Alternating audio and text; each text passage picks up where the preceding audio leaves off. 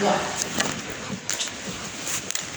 Yo soy la doctora Santucho, soy abogada y conmigo vamos a continuar con el desarrollo del estudio de la Constitución. El doctor me ha dicho que únicamente ha dado la definición de Estado. Sí.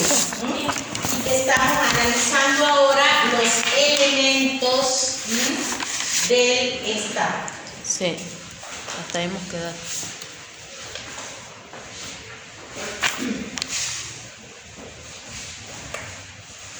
Mi única premura es que como sea tengo que dar la unidad número 1 sí. Porque el lunes ya empiezan con la unidad número 2, porque vamos reatrasados. Sí. Nosotros, primera vez que vamos a dictar, yo y mis otros compañeros, primera vez, buenas tardes, primera vez que vamos a dar este estudio de la Constitución. Bueno, la clase pasada el doctor les ha dado el concepto de Estado, comunidad perfecta y soberana. Ahora me ha dicho él que habían quedado en elementos del Estado, que habían visto el territorio. Son tres los elementos del Estado: el territorio, la población y el poder. El territorio se lo define como el espacio físico, el ámbito físico dentro del cual se encuentra asentado el Estado. Y este espacio físico, buenas, ¿cómo estás? Este territorio se compone no solo del suelo, o está formado por el suelo, sino también por el subsuelo, por el espacio marítimo, aéreo y territorial. Y ese territorio tiene límites tanto naturales, como por ejemplo, voy a poner en silencio mi teléfono, como por ejemplo un límite natural sería un río que divide a dos provincias, o una montaña, un cerro, Cordillera. también una cordillera, y también por límites artificiales, es decir, son esas líneas imaginarias que dividen a una provincia de otra. Ustedes, cuando nosotros viajamos a Tucumán, no es que hay un límite, sino que son líneas imaginarias, por eso decimos que son artificiales. Siguiendo con los elementos, vemos a la población. ¿Qué es la población? La población es el conjunto de individuos, de personas que forman la comunidad política del Estado. Es el elemento más importante del Estado, la población, y no debemos confundir el término nación, o lo que se entiende entre nación y Estado. Puede ocurrir que exista una nación sin territorio, como es el caso de los judíos, y también puede existir un territorio que compartan varias naciones. Ejemplo, una isla del Caribe, en donde hay un solo territorio, pero dos naciones distintas. Es la isla de Haití y la de República Dominicana, que comparten el mismo territorio. Dentro de este elemento, que decimos que es el elemento de la población, es el elemento más importante, encontramos lo que se denomina, ustedes saben que no me acuerdo de memoria, problemas, creo que es, sí, problemas o interrogantes de las ciencias políticas. Y decimos que estos problemas o interrogantes son la cantidad de población, la densidad de la población, la calidad de la población y la dignidad de la persona humana. ¿Qué es la cantidad de población? se refiere a justamente el número de habitantes. Un estado, si tiene, buenas tardes, un estado si tiene pocos habitantes, nunca logrará ser una potencia. La densidad de la población hace mención o se refiere a la cantidad de habitantes por metros cuadrados o kilómetros cuadrados que cubren esa extensión o esa superficie. Y vamos a encontrar partes superpobladas, como por ejemplo sería la zona de Buenos Aires, y zonas menos pobladas o prácticamente despobladas como las zonas sur del país. Con respecto a la calidad de la población, el tercer interrogante hace referencia o se refiere a la instrucción de esa población, si es analfabeta o si tiene algún tipo de instrucción. También hace referencia a la salubridad, a la mortalidad, a la natalidad, etc. Y el cuarto interrogante o problema de las ciencias políticas es la dignidad de la persona humana. Lo que le interesa al Estado es el individuo más que el Estado mismo. Por eso trata de brindarle al individuo todos los elementos necesarios para que pueda lograr sus fines individuales. Otro y el último de los elementos del Estado es el poder. ¿Cómo podemos definirlo al poder? Como la capacidad que tiene el Estado para lograr su propia finalidad. También dentro del poder encontramos algunos interrogantes que son la legalidad del poder y la legitimidad del poder. La legalidad del poder hace referencia a que aquellas personas que ejercen el poder realizan actos que están conforme o de acuerdo a la ley. Mientras que la legitimidad del poder se refiere a realizar actos que persigan un fin, un bien común, pero la persona que lo realiza puede estar investida de legalidad o no, puede ser legal o no. Ejemplo, en los gobiernos de facto, como son gobiernos que asumen sin que el pueblo los haya elegido, se consideran que por más que dicten normas que tiendan al bien común, etc., no cuentan con la legitimidad del poder, porque no han sido investidos de ese poder a través del voto popular, sino que sube a través de un golpe de Estado. Bueno, vamos ahora a cuál es el fin, cuál es el fin del Estado.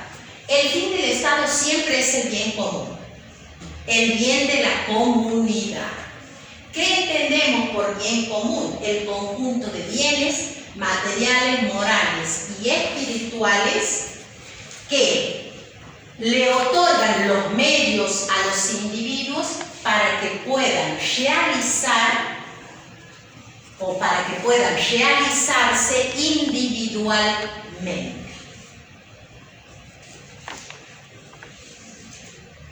Conjunto de bienes materiales, morales y espirituales que le otorgan a los individuos los medios, los instrumentos, las herramientas para que ese individuo se realice personalmente. Y una vez que ese individuo se realice como persona, eso va a propender al bien de toda la comunidad, que es el fin que persigue el Estado. Vamos ahora al punto que el programa les pide, cuáles son las funciones del Estado.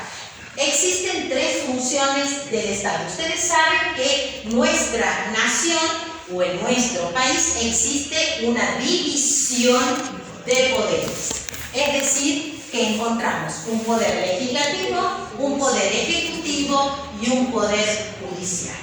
Existen distintos criterios para establecer cuáles son las funciones del Estado. Encontramos un criterio orgánico, un criterio formal y un criterio sustancial, creo que es.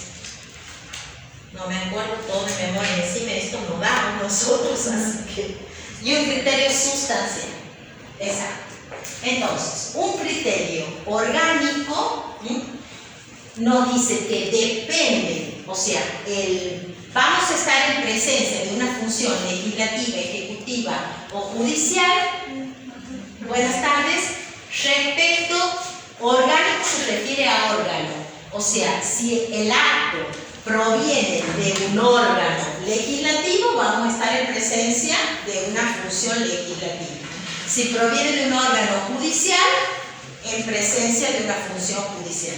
Y si proviene de un órgano ejecutivo, ante una función legislativa. La crítica que se le hace a este criterio es que los tres poderes emiten actos que no son propios de su esfera, o sea que pueden estar mezclados esos actos. Por eso es que se considera este criterio orgánico insuficiente. Ejemplo, el juicio político, se pide juicio político cuando un funcionario no cumple su tarea acorde al buen desempeño que debe observar en el ejercicio de un cargo determinado. Entonces, si bien es cierto, es una función netamente judicial, porque ese juicio político, como la palabra lo dice, juicio, se celebra en la esfera del ámbito o en la esfera judicial, quien solicita el juicio político es otro órgano, el Poder Legislativo. Entonces, ahí vamos a ver que se encuentran entrelazadas distintas funciones. Por eso decimos que este criterio orgánico es insuficiente. El criterio formal, según la forma que tenga el acto, si tiene la forma de una ley, va a ser función legislativa. Si tiene la forma de un decreto, va a ser poder ejecutivo o función ejecutiva. Y si tiene la forma de una sentencia, va a ser función judicial.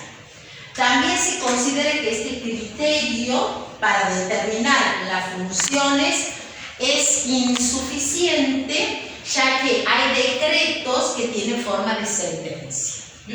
Y por último, que es el criterio válido, es el criterio sustancial en virtud del cual la sustancia, por eso es la esencia, según la esencia del acto.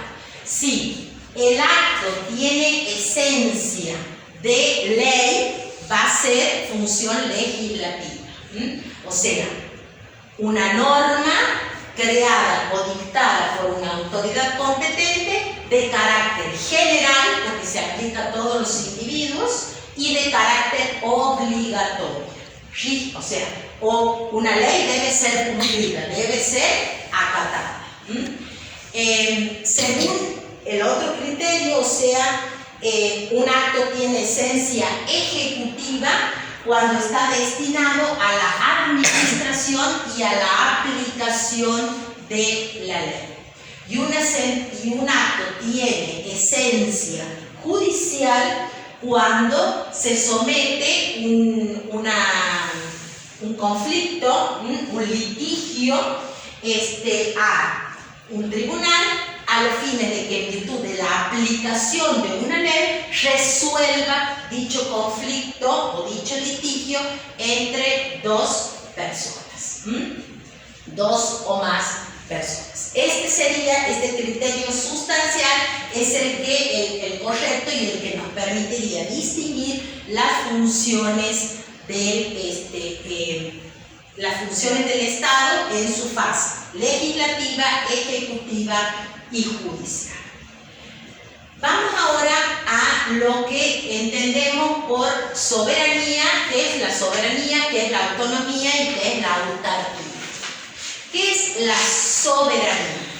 La soberanía es una cualidad intrínseca propia del Estado que le permite al Estado dictar sus propias normas, organizar su forma de gobierno sin sujeción a ninguna otra autoridad superior. Decimos que la nación argentina es soberana. ¿Qué quiere decir esto de soberano? Porque esto lo van a volver a ver cuando veamos a lo largo del programa. La soberanía implica entonces, el ejemplo típico es la nación argentina, que no reconoce por encima de ella autoridad superior.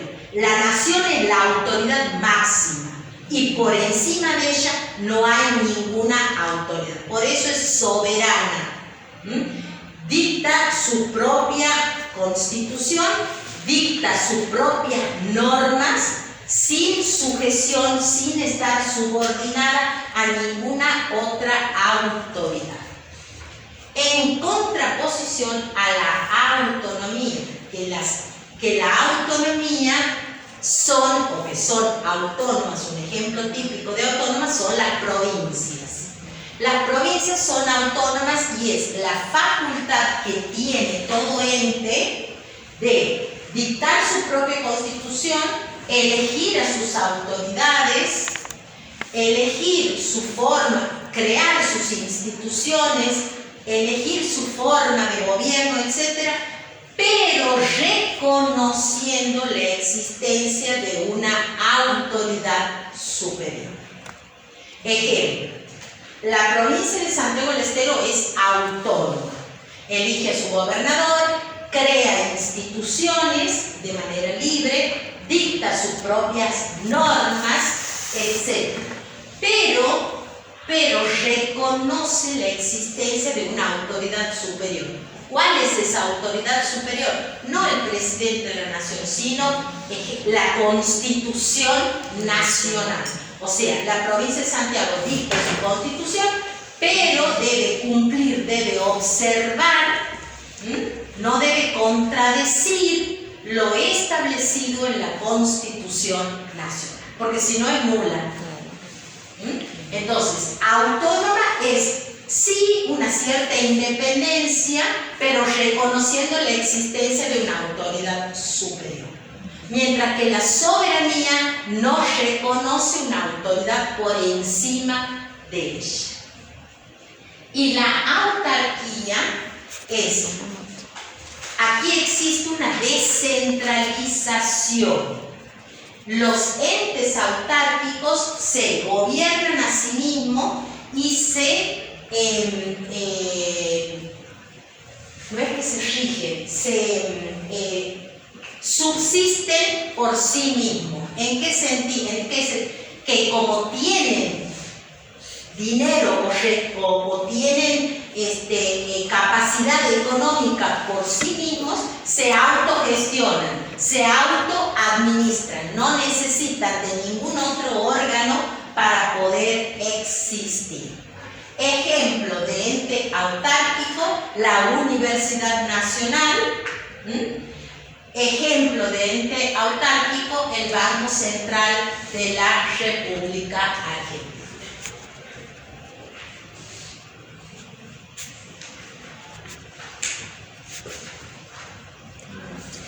Vamos ahora, aquí sí al power, que esto es de derecho constitucional, no es de estudio de constitución, pero nos viene al pelo en el sentido de que ¿cómo definimos al derecho constitucional? Yo tengo una definición mucho más corta.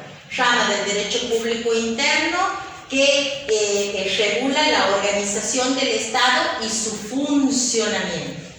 Aquí hay otras definiciones que son mucho más largas, rama del derecho público interno, que estudia los principios, normas y valores que regulan la organización jurídico-política del Estado, fundamental del Estado, los derechos y las garantías de las personas y el ejercicio del poder.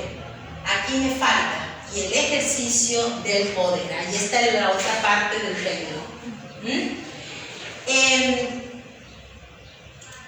También esta es la definición que da el doctor Cerro: conjunto de principios y de normas de carácter con jerarquía supralegal que emanan de la soberanía del pueblo, que rige la estructura fundamental del Estado, establece los derechos y garantías de las personas y regula el ejercicio del poder.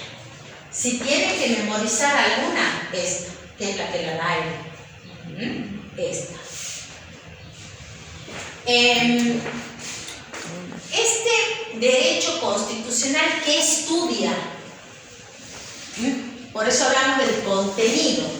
El contenido del derecho constitucional lo podemos analizar a través de dos criterios o dos enfoques distintos: el derecho constitucional formal y el derecho constitucional material. El derecho constitucional formal es aquel cuyo contenido y sustento se encuentra en la Constitución escrita o codificada, denominada Constitución formal. Es decir, que conforme a este primer enfoque, el derecho constitucional solo estudia las normas que forman parte de la Constitución Nacional. Por eso es formal. Solamente estudia las normas o artículos contenidos en la Constitución Nacional.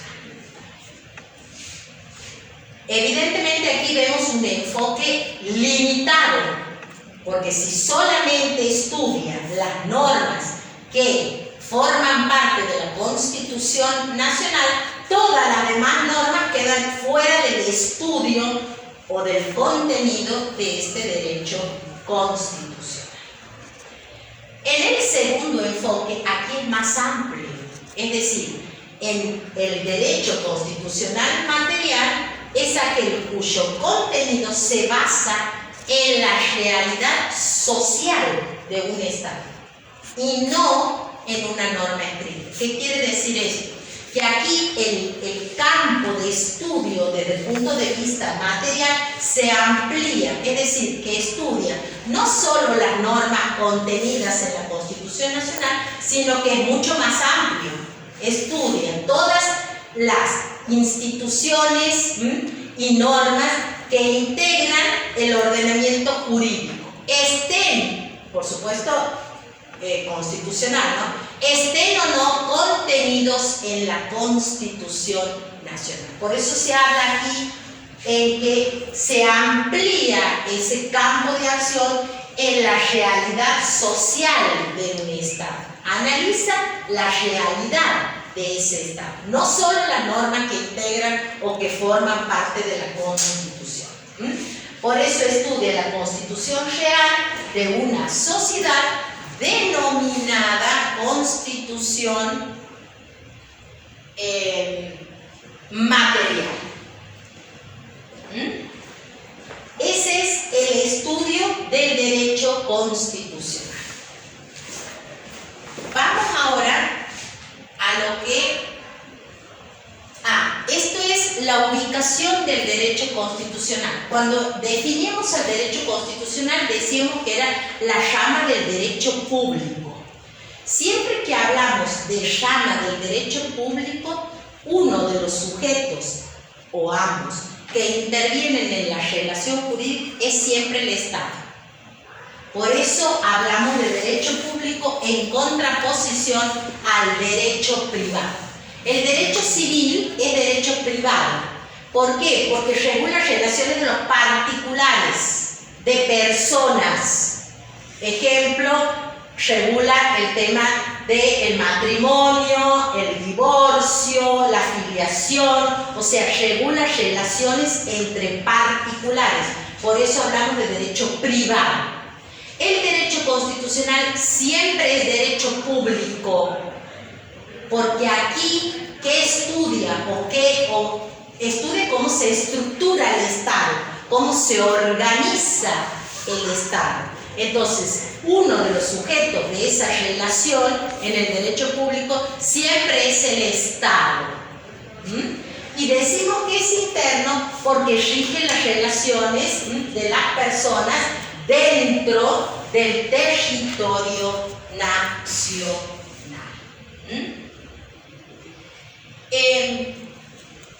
Esto no está en el programa, pero está en el apuntecito que el doctor les da para el estudio. El concepto de derecho constitucional me parece que no está en el programa y tampoco está esto que son las fuentes. Cuando hablamos de fuentes nos referimos, ¿qué nos da la idea de fuente? El lugar de donde emana o surge algo. Entonces, aquí vemos cuáles son los orígenes, cuáles son las fuentes, cuáles son los antecedentes que dieron origen o en los cuales se fundamenta este derecho constitucional. Y encontramos fuentes inmediatas o directas, que son las más próximas, y fuentes mediatas o indirectas. Son fuentes inmediatas o directas la ley, primero la Constitución, la ley y la costumbre. Y son fuentes mediatas o indirectas la costumbre, la jurisprudencia y el derecho comparado. Vamos con las fuentes inmediatas. En primer lugar, la Constitución. La Constitución es la base o la ley fundamental suprema de la nación. Es la ley sobre la cual se organiza todas las demás leyes o toda la estructura del sistema normativo argentino. Tiene que estar de acuerdo a lo establecido en la Constitución Nacional. Otra de las fuentes es la ley. ¿Qué es la ley?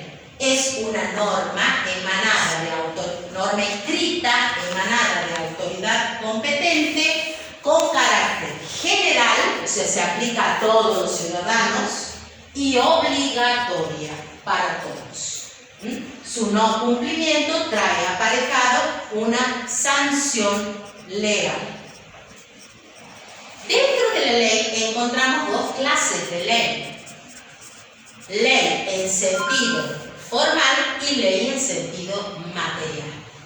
La ley en sentido formal es aquella que surge del Congreso conforme los mecanismos establecidos para la sanción y promulgación de una ley.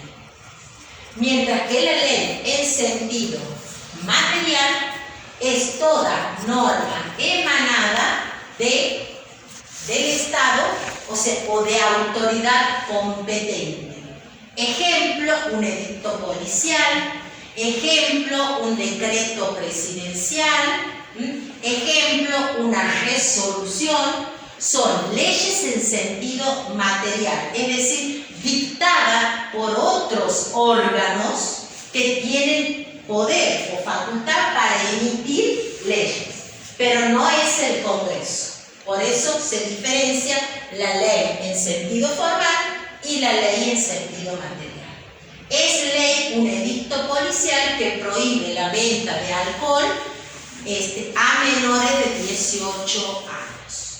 Eso es ley y está dictada por la policía. Por eso hablamos de edictos policiales.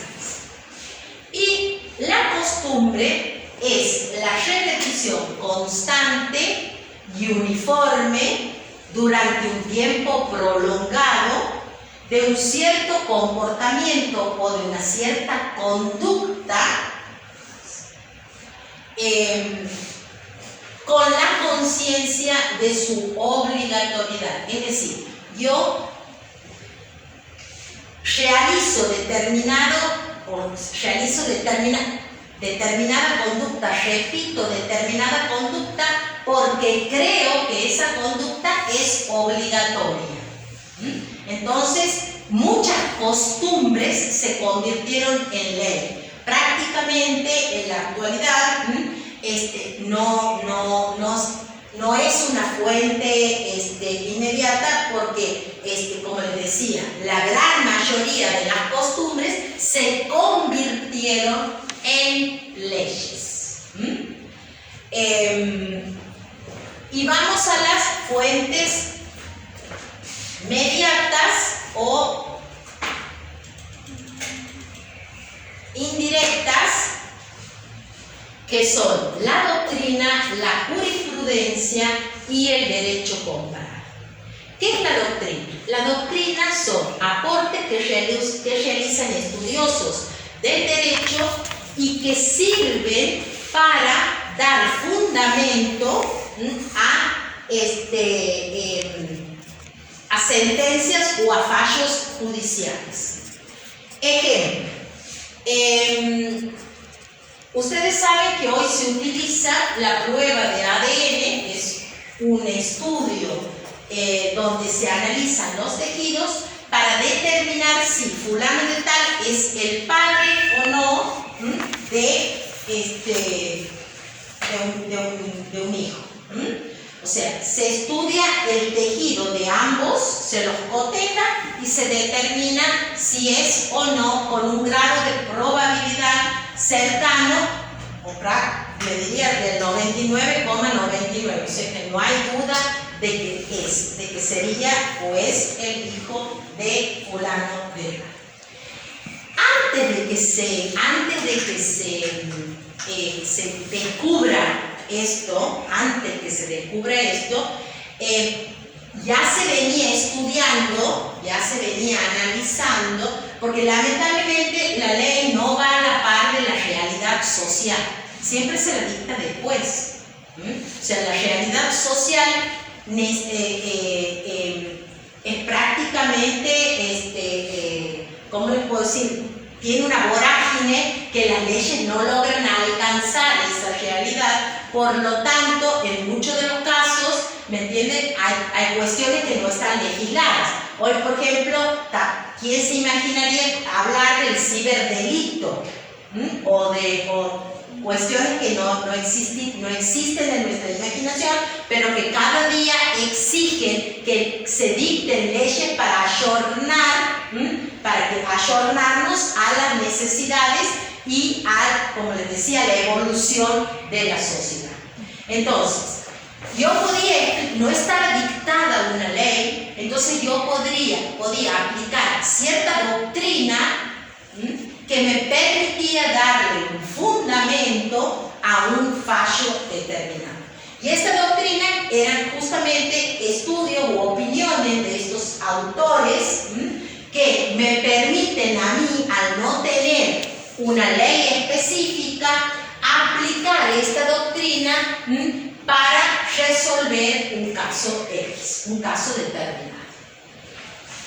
La jurisprudencia pasa lo mismo. En la jurisprudencia es la repetición de fallos que sirven, o sentencias de tribunales, que sirven de precedentes para futuros fallos.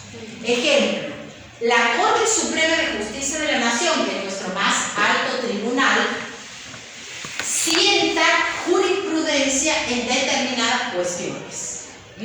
Ejemplo, en la época del Corralito, cuando se confiscó los ahorros de los argentinos en dólares, la Corte Suprema estableció cómo se iba a especificar esos corralitos.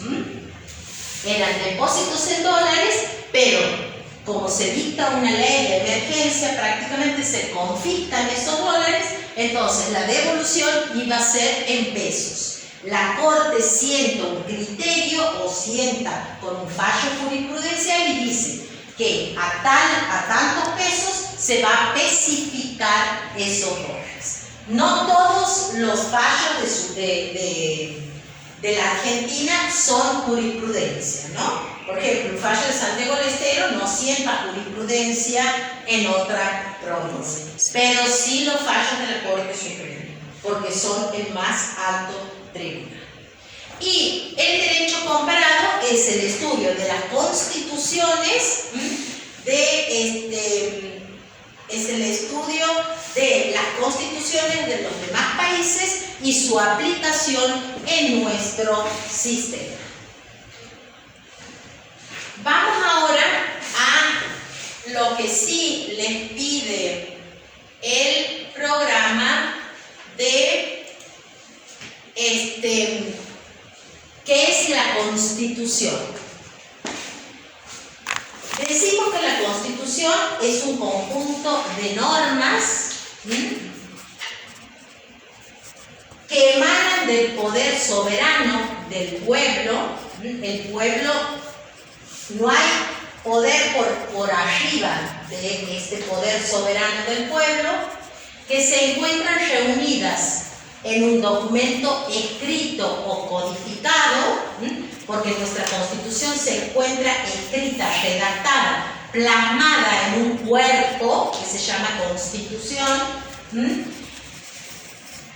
que tiene supremacía esa Constitución sobre las demás normas del derecho, y que organiza la estructura fundamental del Estado, es decir, estructura el gobierno con su función ejecutiva, legislativa y judicial, establece las atribuciones de los órganos de gobierno y determina o enuncia, ya lo vamos a ver a lo largo de la Constitución, todos los derechos y las garantías que la Constitución reconoce a quienes, a los ciudadanos que formamos parte de la nación.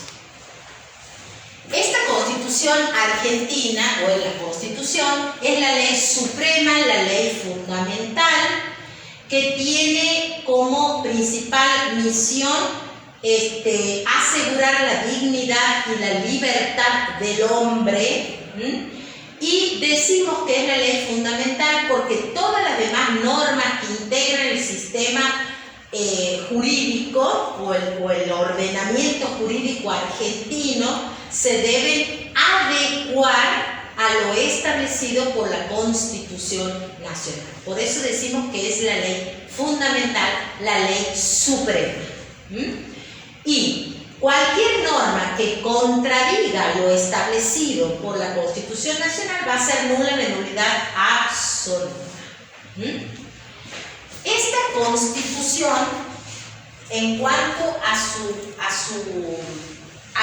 se clasifica en escrita o en no escrita. Estas son formas de Constitución. La escrita o codificada es, como la palabra lo dice, aquella que se encuentra redactada, plasmada en un cuerpo o código, cuando las normas constitucionales se encuentran reunidas en un texto único, en un único texto escrito, ejemplo, la Constitución Nacional. Y decimos codificada porque nuestra Constitución Nacional es codificada. ¿Qué quiere decir esto? Las normas o los artículos que integran o que forman parte de esta Constitución no están puestos al que me importa, sin un orden, sin una estructura, sin un sistema, sino que las normas se encuentran sistematizadas, ordenadas de modo tal que forma ese cuerpo legal o código, siguiendo un plan, un método. También encontramos constituciones que no son escritas, como por ejemplo la Constitución de Inglaterra. Nuestra Constitución es escrita, pero existen constituciones que no son escritas o que se encuentran dispersas y que se basan casi totalmente en la tradición, o sea, se transmiten de generación en generación, en la costumbre y en algunas normas fundamentales. Ejemplo de una constitución no escrita es la de Inglaterra. Dentro de la forma no escrita encontramos, no me acuerdo de memoria esto, las parcialmente, ¿cómo era? Esperen que aquí los tengo anotados, este es el Power.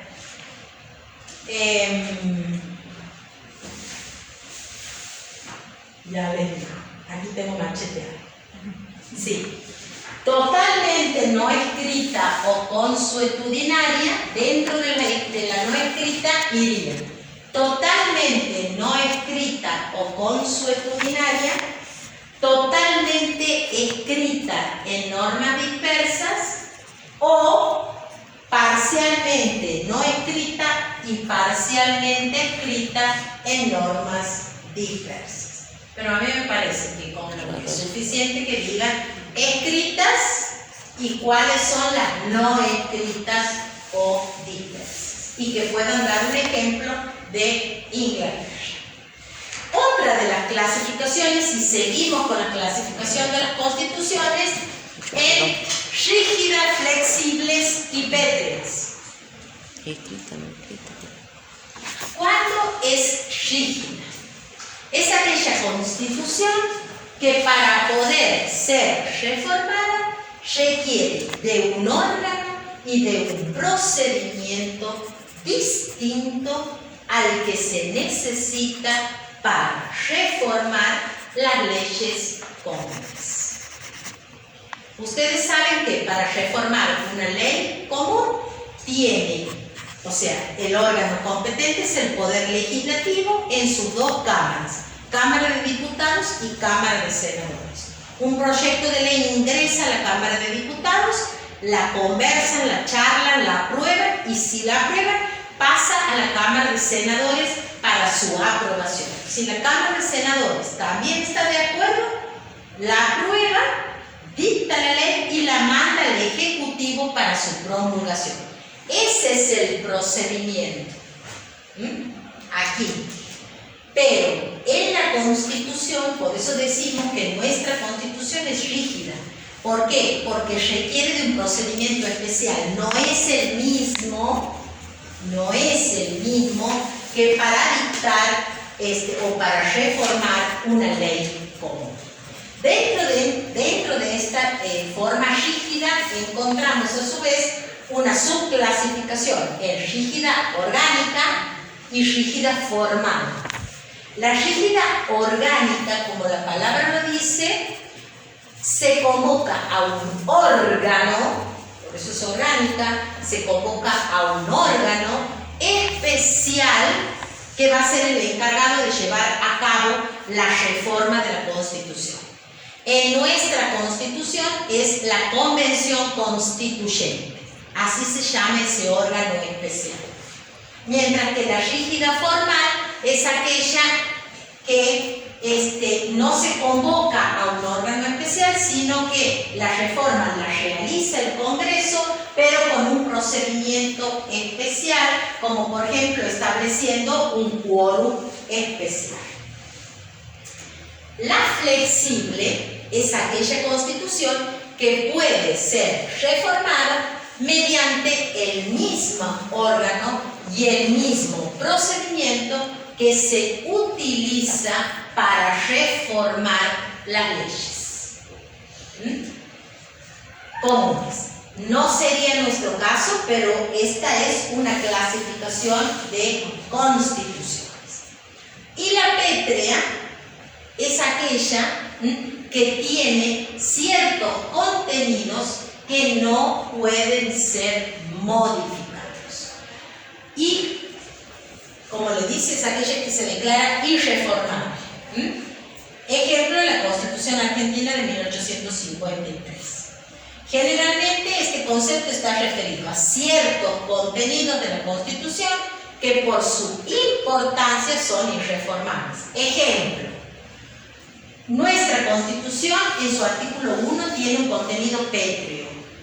La nación argentina adopta la forma representativa, republicana y federal. esa forma de gobierno, ese artículo 1 de la Constitución es pétreo, porque no lo puedo modificar, es decir, no puedo poner en la Argentina una monarquía, una aristocracia, un sistema parlamentarista en donde el Parlamento es el que gobierna. ¿Por qué? Porque nuestra nación argentina tiene la forma de gobierno representativa, republicana y federal, y no puede ser otra. Ese contenido pétreo no se puede modificar. También es un ejemplo de contenido pétreo el artículo 2 de la Constitución Nacional, que dice que la Argentina adopta la religión católica apostólica romana. O sea, ese también es un contenido pétreo, que no estaría en contradicción con otro artículo de la Constitución que habla de la libertad de cultos. Por otro lado, se consagra, por nuestro país, consagra la libertad de cultos. Ahora, la preeminencia de la religión católica apostólica romana está contenida en el artículo 2, o sea, la preferencia. Y ese artículo 2 tampoco puede ser reformado porque es un contenido pétreo. Dentro de esta forma pétrea encontramos, que también me machiste porque no me acuerdo de esto, forma pétrea, parcialmente pétrea, que quiere decir que hay algunos contenidos, por eso parcialmente pétrea, algunos contenidos que no pueden ser reformados, como el 1 y el 2. Totalmente pétrea es cuando ningún artículo de la Constitución podría ser reformado. Esto prácticamente no se usa en la actualidad. Temporalmente pétrea cuando por un determinado tiempo, por eso es temporal, no se puede reformar esta Constitución. Y por último, permanentemente pétrea es cuando también no se puede reformar de manera permanente. Bueno, también encontramos otras clasificaciones que son otra clasificación de la Constitución, que es la pactada. ¿Cuándo es pactada? Cuando surge de un acuerdo entre la comunidad y el Estado. Otorgada es aquella que se dio en las colonias imperialistas, en donde no hay participación del pueblo, sino que la otorga un órgano estatal y se establece unilateralmente. Y por último, impuesta, que es aquella que surge de una asamblea constituyente en la que el pueblo no tiene participación. ¿Cómo es nuestra Constitución? Y eso es lo que nos interesa y eso es lo que se le puede preguntar. Nuestra Constitución es formal, escrita y codificada. Formal, escrita y codificada. Es rígida dentro de la particularidad o de la forma orgánica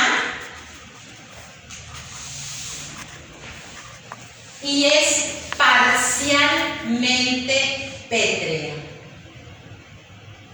Es decir, que tiene algunos artículos que no pueden ser modificados.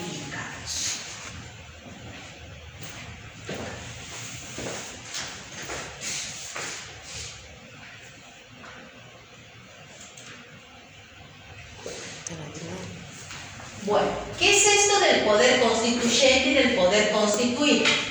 El poder constituyente es la potestad soberana que tiene el Estado para dictarse un ordenamiento jurídico, político, jurídico fundamental que establezca la organización del Estado, los derechos y la garantía de las personas que lo habitan y para reformarlo las veces que lo considere necesario.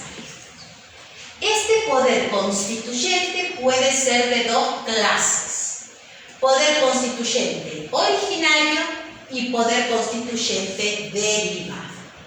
El poder constituyente originario es el que se dicta por primera vez la Constitución Nacional. Es decir, que al momento de nacer es el que se da la primera Constitución.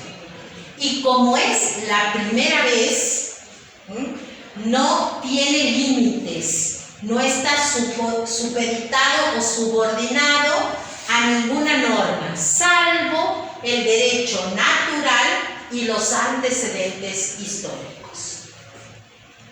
Mientras que el poder constituyente derivado es aquel o consiste en la posibilidad de reformarlo las veces que considere necesario.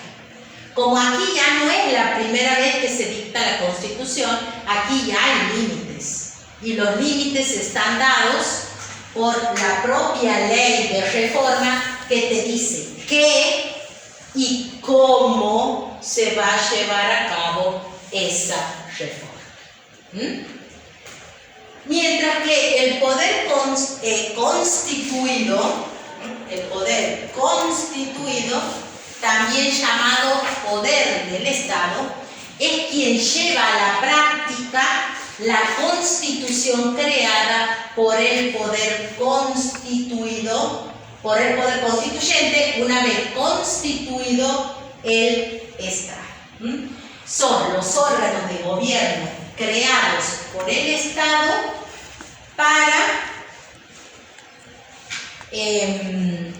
son los órganos de gobierno creados por el Estado o por la Constitución, para dirigir al Estado.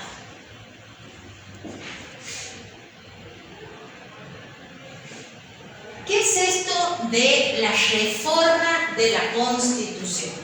¿Se puede reformar la Constitución? Pregunta. Sí.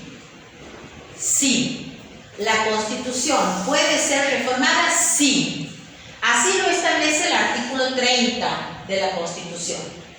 Puede reformarse en el todo o en cualquiera de sus partes. Aquí quiere decir que la reforma puede ser total o parcial. Ojo aquí, porque decíamos, si no nos vamos a contradecir con los contenidos pétreos. Sí se puede reformar, pero lógicamente respetando esos contenidos pétreos. Entonces, una reforma total no es tan total. Pero el artículo 30 de la Constitución es así. Ese es el artículo 30 transcrito. La Constitución puede reformarse en el todo o en cualquiera de sus partes. La necesidad de reforma debe ser declarada por una ley del Congreso con el voto de las 2/3 partes de los miembros presentes o de los miembros, pero no se efectuará sino por una convención convocada al efecto. El proceso de reforma de la Constitución consta de dos etapas. Una primera etapa preconstituyente o de iniciativa o de declaración, como también se la llama, y una segunda etapa de revisión. Esta primera etapa o preconstituyente o de iniciativa o de declaración, el Congreso dicta una ley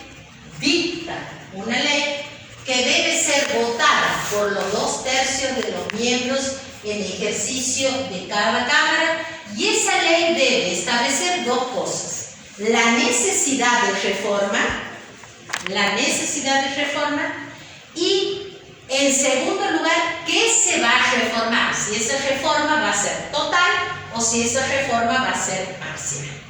Si es parcial, debe decir qué artículo se va a reformar. Ejemplo, se reformarán los artículos, les digo cualquiera, ¿no? 10, 15, 30 y 50. O sea, la ley debe decir dos cosas: la necesidad de llevar a cabo una reforma y, en segundo lugar, qué artículo se va a reformar.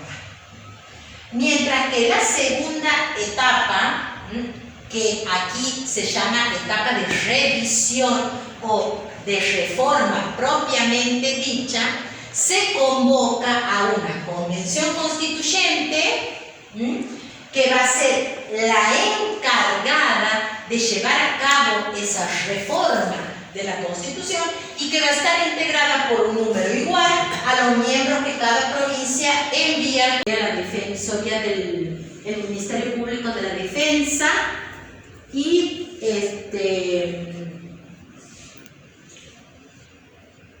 en el Poder Ejecutivo se establece el voto directo del presidente y del vicepresidente, elección directa a doble vuelta o balotaje, que ya se lo va a ver eso más adelante. Se crea la figura del jefe de gabinete y se le otorga al Poder Ejecutivo funciones legislativas a través de, o sea, que puede dictar decretos de necesidad y de urgencia. Y por último, el Poder Judicial se crea el Consejo de la Magistratura, que va a ser el encargado de designar a los jueces, y se establece un tope de 75 años de edad como máximo para el ejercicio o para el desempeño de funciones judiciales. Ya sí sé que las canso, pero espérenme que me falta algo más, que no me acuerdo si es algo de aquí. No, la supremacía. Supremacía. ¿Qué es esto de el último punto? ¿Qué es la supremacía? La supremacía es un principio en virtud del cual ningún acto contrario a la Constitución puede ser válido. Más que un acto, yo le diría acto, ninguna norma, ninguna ley contraria a la Constitución puede ser válida. Y la discrepancia entre normas de distinto rango debe resolverse a favor de la jerárquicamente superior.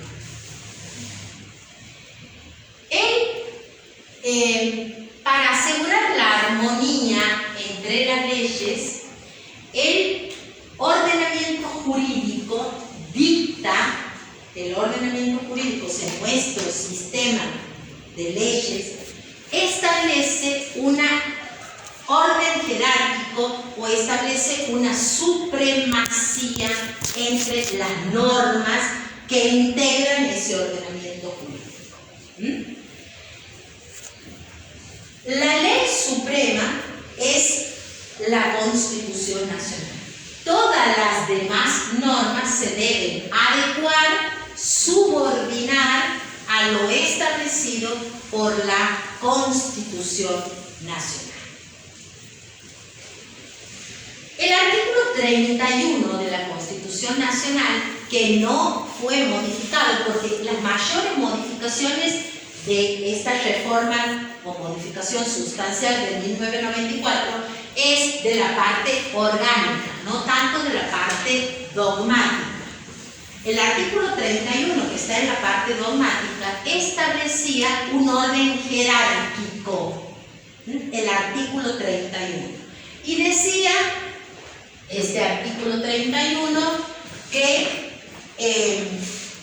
la Constitución Nacional, los tratados con las potencias es la Constitución Nacional, las leyes de la Nación dictadas por el Congreso, los tratados con las potencias extranjeras, las constituciones provinciales y las normas provinciales. Esto es el orden jerárquico que establecía este artículo 31. O sea, primero la Constitución, después las leyes de la Nación, después los tratados con las potencias extranjeras, las constituciones provinciales y las normas provinciales.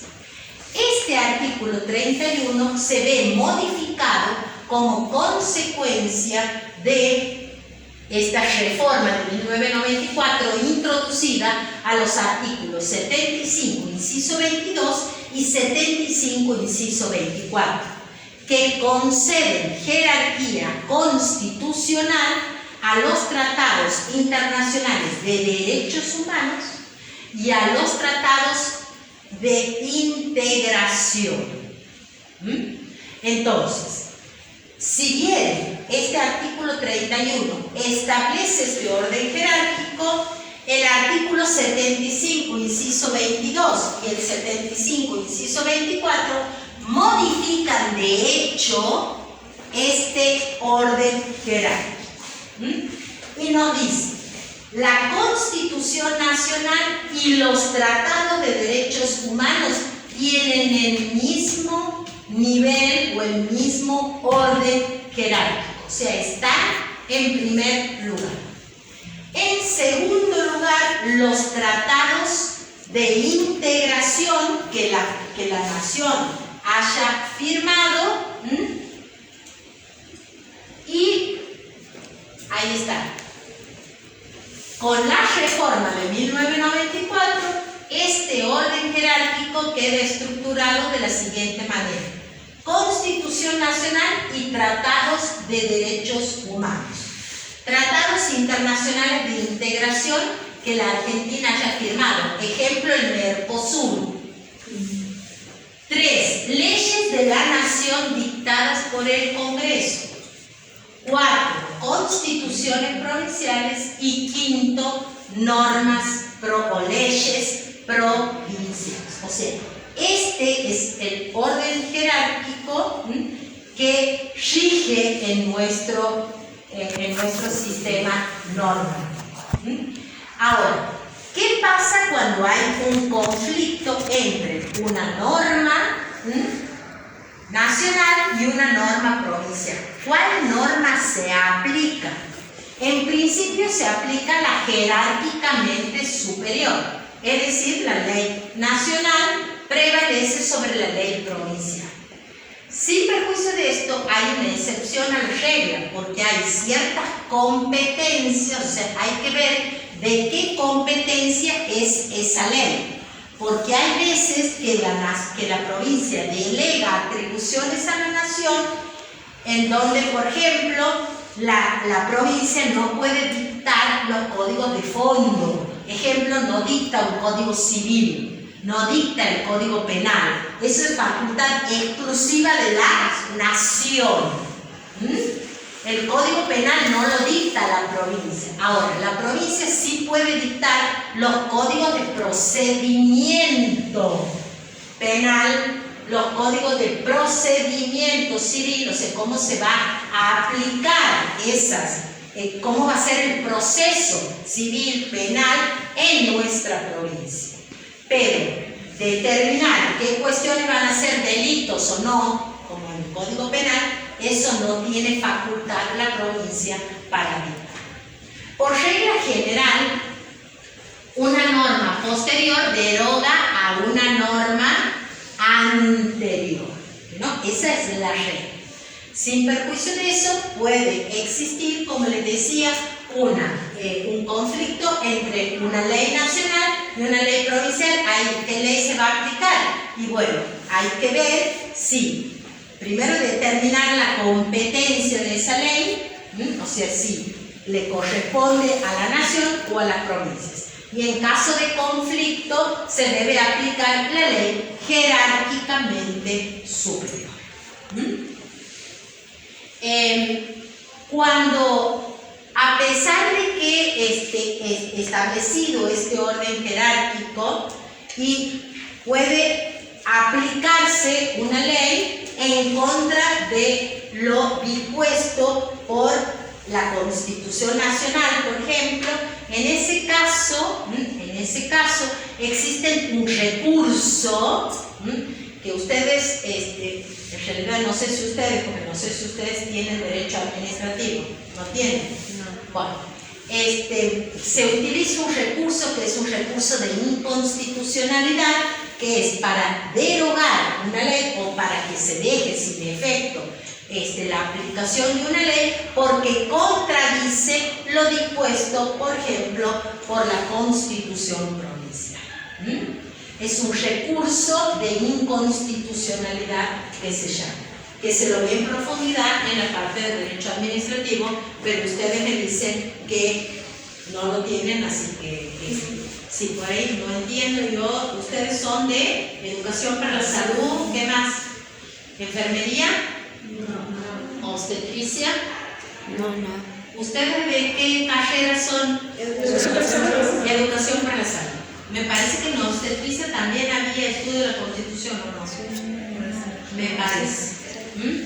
Bueno, con esto entonces terminaríamos la unidad número 1 para empezar la clase que viene con la unidad número 2. El lunes en la central. Vengan porque sí va a haber clase. Ya nos hemos organizado, ya nos han avisado, así que vengan porque sí va a haber clase. Para pasar la listita.